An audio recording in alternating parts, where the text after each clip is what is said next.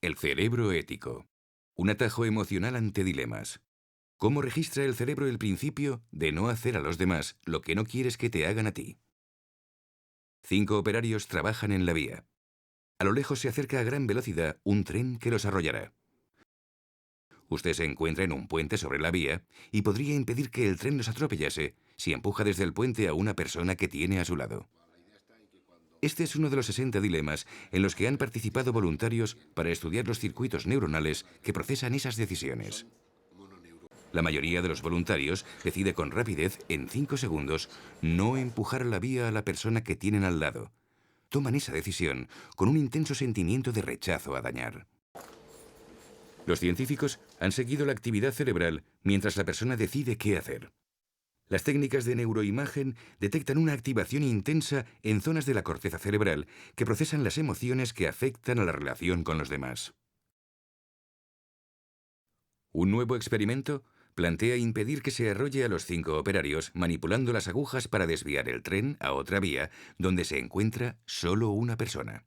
Esta acción causaría un daño indirecto a una persona, pero evitaría un daño mayor.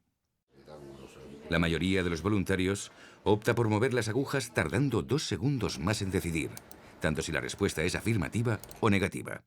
Se observa entonces una fuerte activación de las áreas de la memoria a corto plazo, necesaria para detener la información emocional durante los 2 segundos que empleamos para analizar la relación coste-beneficio de cada opción.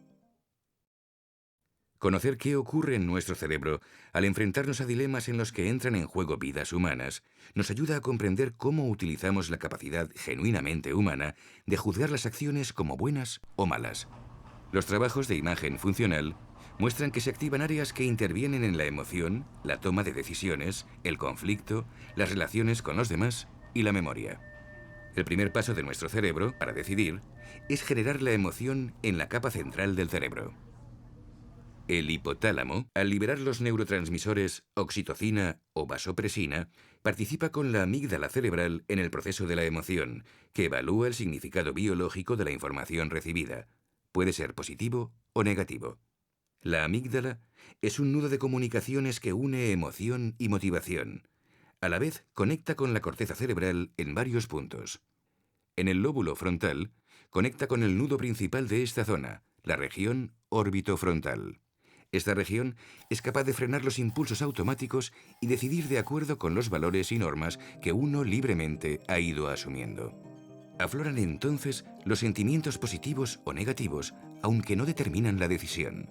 Las emociones son como pesas en una balanza que empujan más a un lado que a otro. Aportan intuitivamente un conocimiento espontáneo sobre si algo es bueno o malo.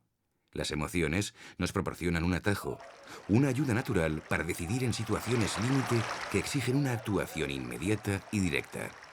Cuando se trata de ayudar con un coste personal, como socorrer a un accidentado, la dopamina envía sus señales de recompensa que refuerzan la emoción positiva de la decisión.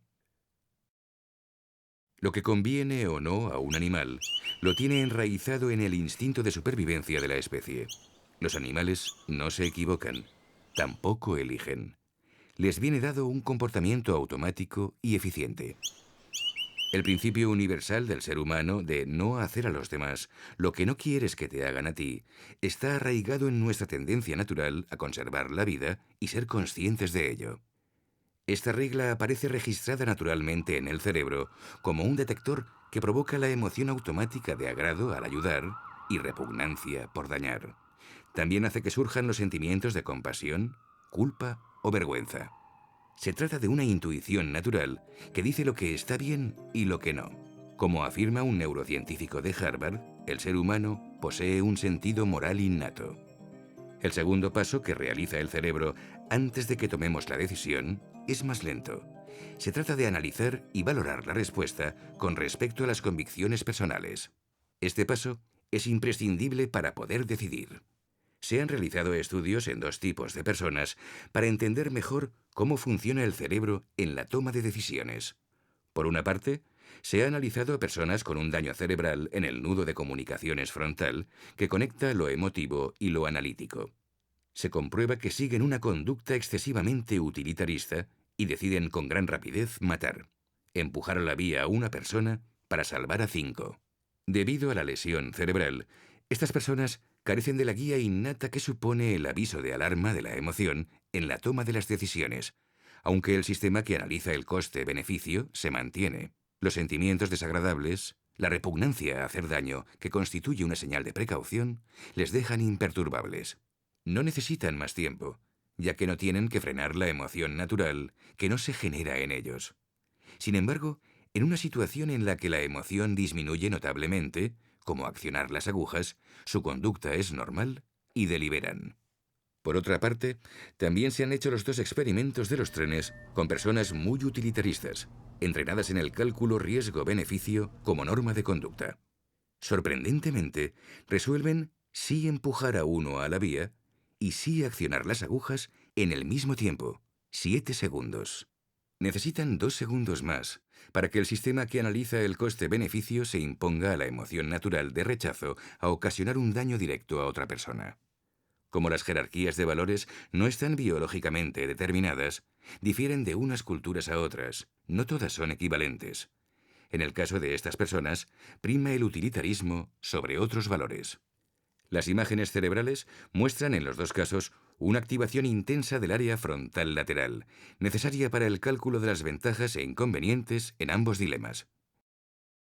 Entonces, si el componente emotivo tiene tanta influencia en las decisiones, ¿por qué las personas sanas podemos analizar y decidir sin estar sometidas por los sentimientos? La clave está en la capacidad que tenemos de frenar la información que llega a la corteza frontal desde el procesador de las emociones. Un triángulo de neuronas del lóbulo frontal ejerce la labor de frenado de información que llega desde diversas áreas. Primero, las neuronas del nudo de comunicaciones frenan la información que le llega a través de la amígdala, procesan las expectativas e imaginan el futuro. A continuación, las opciones en las que descubrimos posibilidades de recompensa se almacenan en la zona frontal anterior. Las neuronas de esta región y la lateral se frenan entre sí. Pasado un tiempo, la lateral contextualiza la situación y obtiene un resultado, que es la respuesta final. Aún con las cautelas propias de investigaciones sobre algo tan complejo como la mente humana, las neurociencias apuntan hoy al modo en que está registrado en el cerebro el principio natural, y por ello universal, de no hacer a los demás lo que no quiero para mí. Este principio, que permanece inconsciente durante la deliberación, supone un conocimiento intuitivo en el que se asienta la emoción natural a no dañar y a socorrer. Esta emoción es más intensa cuanto más cercana nos resulta o está esa persona. Es una guía natural emocional que no determina la conducta. El párate y piensa, necesario para decidir en una situación de gran tensión emocional, nos aporta el componente analítico propio de la racionalidad humana. Por eso, podemos hablar del cerebro ético como un atajo emocional ante dilemas.